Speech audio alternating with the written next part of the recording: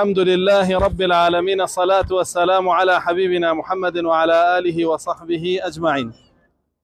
أم مزقوتة لبشتمانة وبيه وتري مزقوتي غمامة. طبعا همو جاري هاتو نتيرة باسمان كردوها.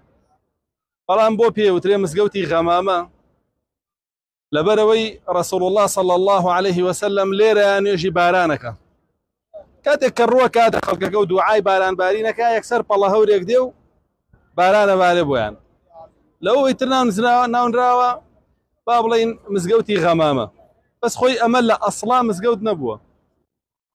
أمل السردمي عمر كوري عبد العزيز بريالة دا بوي أو آسواراني رسول الله صلى الله عليه وسلم نسر ريتوا أمل أساسا خوي مصلى بوة مصلات شيا شوين يقز قال مزقوت لدروي مزقوته فأنت هيك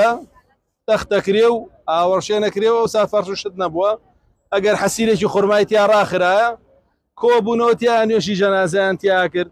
ون يجي جشن انت اكر ون يجي بارانش انت اكر ابو شوا بكاري علينا باستفاده ان ليكر ام مسقوته شو اواني تريج لولا وكاوا مسقوتي ابو بكر الصديقه هر همانشتا همي مصلى بوا همي عمر كوري عبد العزيز بوي نفوتي ابو شوا باراستي وهشتيوا واخوي اما بلي لشرعا ام شوين انا جياكيتو تايبتي كي بنو جوبابت انا اما باجنيه اما دروزنيه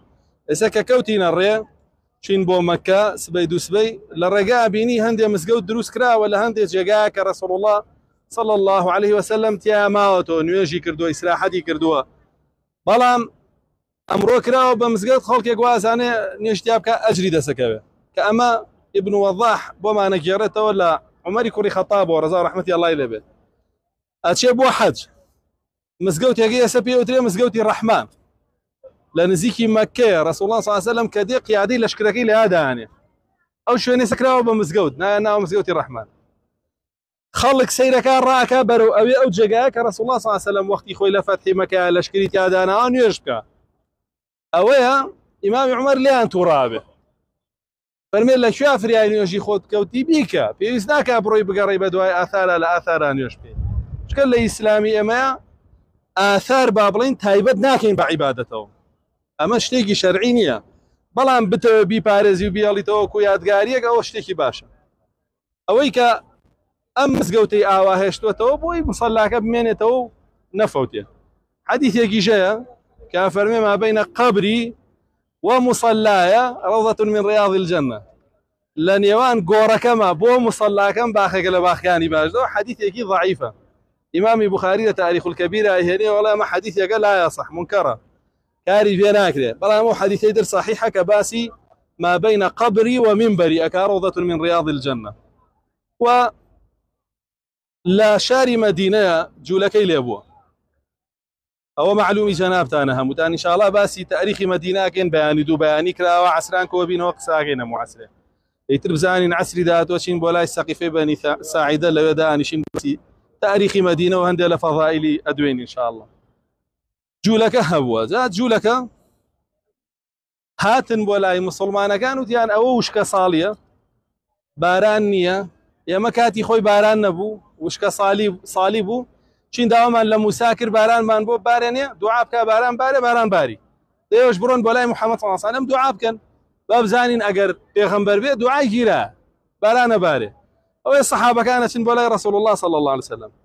الين يهود والين يمش وشك صالي وبربو من خريكة أفوتي ومرمالات من خريكة أفوتي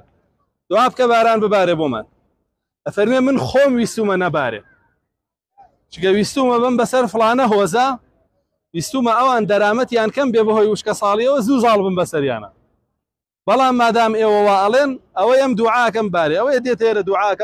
ريك بالله ورديو شاردوري مدينة أجريو باران أباري أما